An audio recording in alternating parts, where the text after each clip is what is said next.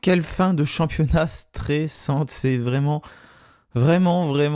difficile à suivre quand on est supporter de Saint-Étienne, quand on est supporter d'Angers, en tout cas, parce que là, les Verts menaient 2-0, et finalement, à la fin du compte, ça fait 2 buts partout, et oui, Saint-Étienne n'a pas réussi à tenir le score, et on grille tout simplement le joker que l'on avait. On est toujours devant Angers au classement, certes, mais ça ne se joue plus qu'à la différence de but, et là, ça a été une seconde mi-temps, notamment, qui a été très difficile pour Saint-Étienne. On n'a plus vu les Stéphanois qui n'arrivaient plus à avoir la maîtrise du jeu, et à aligner deux passes. En tout cas, la fin de la saison va être une nouvelle fois très éprouvante. Tout va se jouer dans les 2 dernières journées, peut-être même lors de la dernière journée et le déplacement à Quevilly. Nous, on va faire le débrief de cette rencontre donc entre Guingamp et Saint-Étienne. Juste avant, n'oubliez pas de vous abonner, de liker la vidéo malgré le match nul. Au moins, on n'a pas perdu. On a joué à la fin avec un peu d'expérience parce que on voyait qu'on n'y arrivait pas, qu'on était en difficulté et tout simplement ça allait être compliqué de gagner. Guingamp a même pris un carton rouge, on y reviendra sur cette rencontre de toute façon juste après le générique.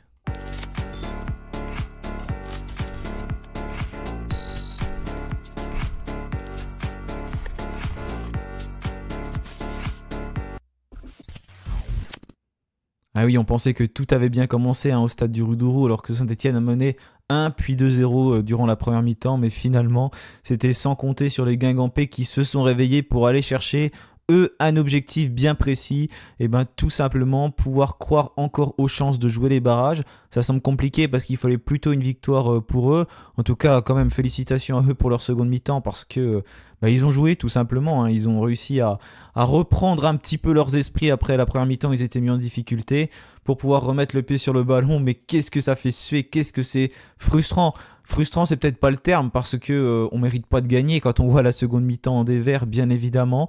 En tout cas, Olivier Dalloglio avait fait quelques petits choix, notamment un choix que j'avais fait dans ma composition. Regardez la composition de l'AS Saint-Étienne.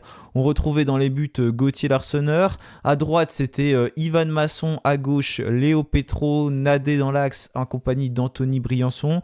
C'était du classique, mis à part Dylan Batubinsika qui est sorti de la feuille de match plutôt pour être remplacé par Anthony Briançon sur cette rencontre. Franchement, Briançon, c'est peut-être l'un des meilleurs Stéphanois. Il a vraiment fait son match. D'ailleurs, il nous sauve une belle balle en première mi-temps où les Guingampais auraient pu marquer. Heureusement que Briançon était là, il met le pied un petit peu haut, mais il ne touche pas l'attaquant de Guingamp et ça sauve une belle balle de but. Sinon, voilà, ça a été un match qui a quand même été difficile pour l'ensemble de l'équipe de Saint-Étienne, surtout en seconde mi-temps, où on s'est pas mal endormi, beaucoup de fautes, beaucoup d'approximations, d'erreurs techniques, à l'image des 2 latéraux stéphanois, Léo Petro et Ivan Masson. J'ai préféré encore une fois Léo Petro sur cette rencontre avec ses tacles. Il nous a sauvé 2-3 fois dans la surface de réparation avec des super tacles. Par contre, certaines fois, voilà, des difficultés à faire les bons choix, notamment lorsqu'il était pressé défensivement, quelques approximations techniques. On n'a pas l'habitude de le voir monter, Léo Petro, donc je ne vais pas lui reprocher ça parce que c'est pas forcément son rôle. C'est plus celui de son compère devant, Mathieu Cafaro, qui doit lui monter, ouvrir les brèches, ce qu'il n'a pas vraiment fait, on va pas se mentir, malgré son but. Mais surtout sur le côté droit, Masson, j'ai trouvé qu'il avait plutôt bien entamé le match, mais après ça a été beaucoup plus difficile. On l'a bien moins vu, notamment en seconde période. Et en plus, voilà, pour mettre Saint-Étienne en difficulté, c'est lui qui a causé le penalty.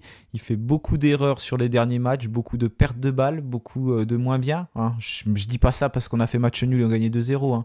On le soulignait déjà dans les autres débriefs avec DX quand voilà, on gagnait, mais il y avait toujours 2-3 pertes de balles. Et là, ça a été encore le cas de Masson et ce tag dans la surface.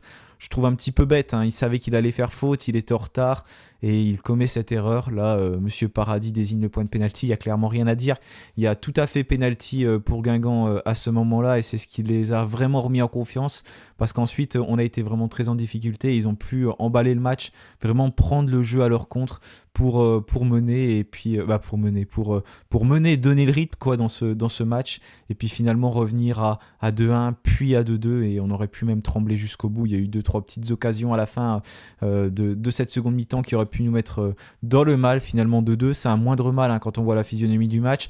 Oui, ce score il fait suer parce qu'on gagnait 2-0 et ça m'a énervé aussi, mais à la fois et quand on voit la seconde mi-temps des Verts qui est totalement moche, elle n'est pas bonne du tout cette seconde mi-temps, et on se dit que bon, au moins on a pris un point. Heureusement qu'on obtient un penalty aussi en fin de première mi-temps pour pouvoir marquer le deuxième but, parce que Guingamp méritait tout simplement de revenir dans ce match. Au milieu de terrain, on avait Dylan Chambaud accompagné de Florian Tardieu et Mouefek. Là, c'est vraiment le secteur où je suis très très déçu à Saint-Etienne, surtout en début de première mi-temps, on s'est fait manger au milieu de terrain. On ne voyait pas les joueurs stéphanois. Les 3 milieux, on ne les voyait pas, que ce soit Chambaud, Tardieu, Mouefek. Quand ils avaient la balle, notamment Chambaud, pas mal de ballons remis vers l'arrière. Trop de touches de balle, aucune projection vers l'avant. Florian Tardieu, beaucoup de pertes de balles, des mauvaises anticipations, pas là pour couvrir tout simplement les attaquants de Guingamp et même les milieux de terrain qui ont pris le dessus, qui ont ouvert des brèches et qui ont réussi à trouver plusieurs fois leurs attaquants, notamment El Ouazani dans la profondeur. Et ça, c'est quand même quelque chose qui est à souligner parce qu'on n'a pas du tout été sur les premiers et sur les deuxièmes ballons. Petit à petit, ça a été un petit peu mieux avec un joueur stéphanois, un milieu que l'on attend beaucoup, qui s'est vraiment remis en ordre de marche. C'est Ayman Mouefek qui a été beaucoup plus impactant dans la seconde partie de la première mi-temps. Là, il a gratté des ballons, il a gagné des duels et Saint-Etienne ressortait, se créait des occasions, arrivait à aller vers l'avant. Donc ça, c'est vu avec Mouefek avant qu'en deuxième mi-temps, il a été comme les autres, assez fantomatique. Mouefek, on ne l'a plus vu. Il n'y avait plus de milieu de terrain à Saint-Etienne. C'était très très compliqué. Ces 3 joueurs-là n'avaient plus d'impact, n'avaient plus le dessus tout simplement sur les milieux de terrain et sur les attaquants de Guingamp qui avaient des espaces, qui arrivaient à faire circuler le ballon. Regardez, il y a peut-être une statistique que je peux trouver, c'est la possession de balle en seconde mi-temps. Si on regarde en première mi-temps, Saint-Etienne avait 54% de possession de balle et Guingamp 46%. En seconde mi-temps, c'est passé à 60% pour Guingamp, mais ce n'est pas du tout étonnant. C'est pas du tout étonnant. Et on a réussi que 73% de nos passes en seconde mi-temps. Mais ça ne m'étonne pas. On n'arrivait pas à ressortir les ballons, à faire des choses correctement. On a surtout mis des ballons longs. Quand on regarde les statistiques, là, 112 passes pour Saint-Etienne, 173 pour Guingamp. Mais c'est nous qui avons fait le plus de passes longues. 36 passes longues contre 27 pour Guingamp. Mais ça, c'est pareil, c'est quelque chose qui s'est remarqué parce qu'il n'y avait plus de milieu de terrain et vraiment, on n'arrivait plus du tout à avoir la maîtrise du jeu, à aligner 2, 3, 4 passes. C'était impossible pour les Verts parce que c'est Guingamp qui prenait vraiment le dessus. Là, c'est vraiment un endroit où on a échoué aujourd'hui et peut-être que l'absence de Thomas Monconduit y est pour quelque chose aussi. Mais franchement, Florian Tardieu notamment, c'est le joueur qui est censé avoir le plus d'expérience, que j'attendais le plus. Et j'ai trouvé qu'il n'a rien apporté au milieu de terrain de Saint-Etienne. Je ne sais pas quel est votre avis dessus, peut-être que je me plante complètement, parce que c'est mon analyse, c'est mon avis, j'ai pas raison à chaque fois que je dis quelque chose, bien évidemment. C'est ce que j'ai ressenti sur le terrain. Je ne sais pas vous, quel est votre ressenti, mais personnellement, l'impact du milieu de terrain stéphanois, il n'a pas été là du tout, à part quand en fin de première mi-temps, quand on était un petit peu meilleur que Guingamp. Sinon, vraiment le néant. En attaque, ce que j'ai bien apprécié, contrairement à ce qu'ont dit les commentateurs de Beansport, c'est le fait que Mboukou était en pointe. Ça avait bien marché contre Caen à la fin de la seconde mi-temps et Dalloglio a retenté le coup, ce qui est pour moi tout à fait normal. Voilà, c'était normal. Et même quand on marquait pas, que les commentateurs de Beansport disaient que ça allait pas, franchement, je trouvais que c'était bien. Parce que Mboukou, il avait une énorme activité en première mi-temps. Vraiment une très très grosse activité pour aller chercher des ballons, pour libérer des espaces, pour aller en 1 contre 1. Là, il était très très utile. J'ai bien aimé cette façon d'appeler le ballon, cette façon d'y aller, cette manière de libérer des espaces pour des joueurs comme Cafaro qui n'a pas su les exploiter. Parce que Cafaro qui a joué avec son masque là, et qui l'a posé, il a joué un peu à l'envers aujourd'hui. On l'a vraiment très peu vu sur le côté gauche, pas assez impactant, pas assez décisif. Il a touché 25 ballons dans le match, peut-être pas plus. Vraiment, ça a été une nouvelle fois un match compliqué pour Cafaro qui est un petit peu intermittent ces derniers temps. Et il a fait tomber le masque. Il a marqué, oui, bien sûr, il a marqué, mais ça n'enlève pas tout à ce qui s'est passé. Son penalty, on y reviendra, mais il est très bien tiré. Mais vraiment, il a eu peu d'impact sur le côté gauche. Après, pour le coup, on ne peut pas en vouloir à Olivier Dalloglio, parce que quand on regarde le banc de Saint-Etienne, bah, il n'y a pas grand monde. Il a été remplacé par Ben Taïg, qui a aussi pas fait non plus une superbe entrée en jeu. Et voilà, il n'y a pas grand monde sur le banc pour remplacer Cafaro, avec notamment les absences de Sissoko Wadji. Cardona qui était à droite, très discret en début de match. Après, beaucoup plus en vue, notamment voilà, quand on a dominé en première mi-temps et un peu plus au début de la seconde mi-temps, quand on a un peu repris le ballon aussi. Mais globalement, malheureusement, ça n'a pas vraiment fonctionné. Mais c'était peut-être de toute façon le trio d'attaque qu'il fallait faire, qui avait le plus de chances de marcher du côté de Saint-Etienne, tant on avait peu d'éléments sur le terrain pour pouvoir faire la différence. En tout cas, c'est Guingamp qui a mieux attaqué ce début de match, qui a pris la maîtrise du jeu, voilà, qui a mis vraiment le pied sur le ballon. Mais petit à petit, on a réussi à prendre le dessus, comme je disais, avec le milieu de terrain, en passant un petit peu plus sur les côtés, avec un Cardona qui se réveillait, avec les courses de Mboukou qui ont petit à petit fatigué les Guingampais. D'ailleurs, Mboukou, il sort, il est cuit, hein. Il a quand même fait beaucoup d'efforts en première mi-temps et ça s'est ressenti après. Voilà, il avait un rôle qui était un peu difficile et je trouve qu'il l'a quand même bien tenu. On prend les devants et puis on va marquer sur un corner. Pas vraiment un corner, mais c'est un peu la suite d'un corner. D'ailleurs, il y a peut-être une main de Victor Lobry auparavant, ça aurait pu faire pénalty pour Saint-Etienne. Mais on obtient un corner, il est mal frappé par Chambaud dans un premier temps. Un Guingampais la prend au premier poteau et Chambaud a une deuxième chance. Il a vraiment tout le temps de centrer. Et là, il le dépose sur la tête d'Aymen Mouefek qui marque son but. D'ailleurs, il a marqué 2 fois contre Guingamp cette saison. Très beau but de Mouefek, très beau centre de Chambaud qui a véritablement bien brossé ce ballon. Et là, voilà, on ouvre le score et ça fait du bien. Hein. On est quand même assez tôt dans le match. C'est la 22e minute de jeu. Après, on arrive quand même à dominer, à avoir plusieurs occasions. Situation parce qu'il n'y a pas vraiment de tirs, il y en a un ou deux qui sont contrés, mais voilà, ils sont pas non plus énormes les tirs stéphanois, de ce que je me souviens. J'ai peut-être oublié une grosse occasion, mais il me semble pas que Basilio fasse un très gros arrêt.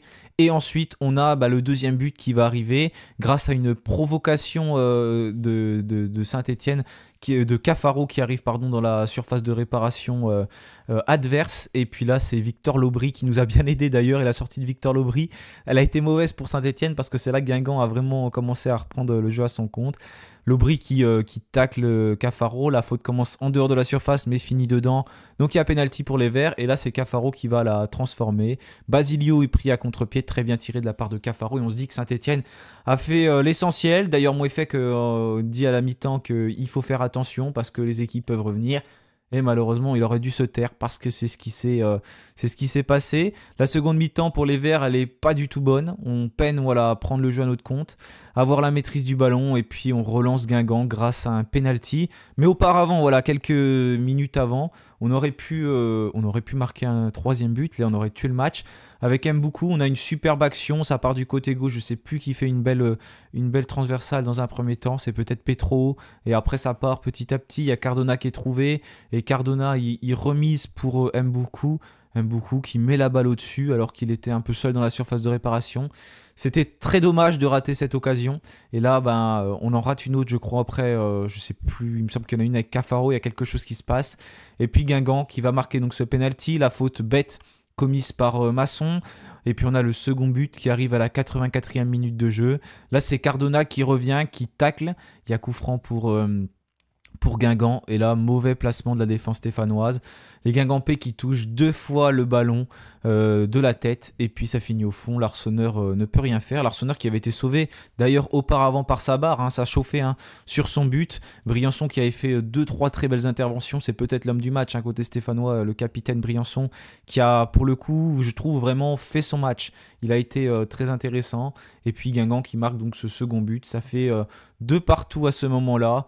Et puis là on gagne du temps parce qu'on voit qu'on est en difficulté, qu'on n'arrive plus à ressortir les ballons correctement. Ça devient trop difficile pour Saint-Etienne. Les Verts qui baissent, qui sont moins efficaces. Ça faisait quelques matchs, on voit que c'était un peu plus compliqué. Et là on a perdu la confiance parce qu'on avait de la confiance au premier mi-temps. Avec ce penalty, avec ça allait trop de buts, la confiance elle est du côté de Guingamp qui enchaîne les passes, qui joue sur le côté droit, sur le côté gauche, qui tente beaucoup de choses. D'ailleurs il y avait un côté qui passait beaucoup pour Saint-Etienne en première mi-temps, c'était le côté droit. Et bah là, pour Guingamp, ça passe un petit peu de tous les côtés. Il y a beaucoup d'espace. Ils sont là sur tous les deuxièmes ballons. Quand on touche un ballon, bah, ça leur revient dans leurs pieds. Voilà, ils sont vraiment dessus. Ils mettent plus d'impact, plus d'intensité. Ils ont pris confiance tout simplement chez eux, dans leur stade. Et puis, bah, heureusement pour nous, ça tient. Il y a 2-2 à la fin. À la 97e, il y a eu 7 minutes de temps additionnel. D'ailleurs, ils prennent un carton rouge, les Guingampais. Un carton rouge logique, hein, Benteke qui est poussé, puis après je sais pas quel mot dit le Guingampais à Monsieur Paradis, il prend son carton rouge. Mais là, ce que je trouve dommage, c'est qu'on a un petit peu trop traîné et on aurait pu mettre des ballons un petit peu plus devant. Mais non, on a laissé un petit peu faire et au final ça fait 2-2. On a une grosse occasion à la fin avec Moefek qui la met au-dessus, malheureusement. On peut pas gagner à chaque fois, on a eu des scénarios favorables contre Bordeaux, voilà, c'était 3 points inespérés. Et bah là, malheureusement, 2-0, 2-2, Guingamp a réussi à revenir. Et ça ne fait pas nos affaires. Hein. Auxerre, comme j'ai dit tout à l'heure, est en Ligue 1. Angers nous revient dessus et reprend confiance. Là, on doute un petit peu, c'est dans les têtes. Maintenant, tous les matchs vont se dérouler en même temps. Hein. Angers, Saint-Etienne. Regardez d'ailleurs le calendrier qui attend toutes ces équipes. Regardez avec Angers qui va affronter Annecy. Et il y a des équipes qui ont officialisé leur maintien. Annecy, Dunkerque, les 2 prochains adversaires d'Angers. Ça, c'est pas pour nous aider. Du coup, ils n'ont plus vraiment rien à jouer. Ils n'ont plus vraiment quelque chose à jouer. Et du côté de Saint-Etienne, on affronte Rodez. Rodez qui a perdu contre Annecy, justement. Et qui va devoir gagner pour garder sa place dans les hauts barrages. Donc, il n'y a pas... Dans les têtes d'Annecy ou dans les têtes de Rodez, c'est quand même pas la même chose. Parce qu'à Rodez, on se bat pour jouer ces barrages. Et alors qu'à Annecy, on ne se bat pour plus rien parce qu'on a fini la saison. Et QRM qui descend, ça c'est officiel. Mais voilà, il va falloir gagner à Geoffroy Guichard pour les 90 ans du club. Regardez, on est devant Angers avec une différence de but de plus 5, le même nombre de points. Et Auxerre, au final, qui je suis en train de voir, a même assuré son titre de champion de Ligue 2. Parce qu'avec 64 points pour les Verts, ils ont 70 et 64 pour Angers, bah ils sont devant la différence de but. Donc ils ont assuré leur montée et même ils ont assuré leur titre de champion de Ligue 2. Donc c'est soit on sera deuxième, soit on sera troisième parce que Rodez est trop loin. Regardez justement le classement. Faut que j'enlève la compo. Hop, le classement avec pour la suite du championnat. Regardez Rodez qui compte 56 points et puis 55 pour Paris, 54 pour Caen. C'est très serré derrière.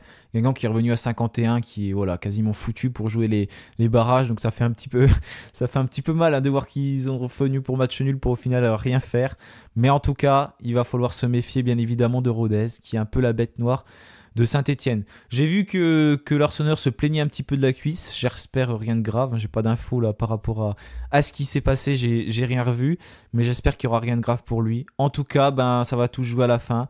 On n'a pas perdu. On reste encore une fois sur un match sans perdre. Donc ça, c'est bien. Malgré le fait qu'on menait 2-0. Maintenant, il n'y a pas le temps de pleurer. Ça, c'est une évidence. Il reste 2 matchs. Il faut les gagner. Et puis, si on les gagne, on sera assuré de monter en Ligue 1. On avait un petit avantage. On l'a grillé. Et ben maintenant... et à nous de faire l'essentiel pour s'assurer cette montée en Ligue 1 et puis être avec Auxerre l'équipe qui monte et surtout ne pas jouer les barrages parce que là clairement ce n'est pas une bonne idée. Merci à tous d'avoir suivi la vidéo. Passez malgré tout un bon week-end. On va pas pleurer, hein. On n'a pas perdu, on est toujours deuxième et il faut garder la confiance. Ça c'est très très important de garder la confiance. Merci à tous, n'oubliez pas de vous abonner, de liker la vidéo et puis bien évidemment, allez les Verts, on y croit, hein. C'est pas fini du tout.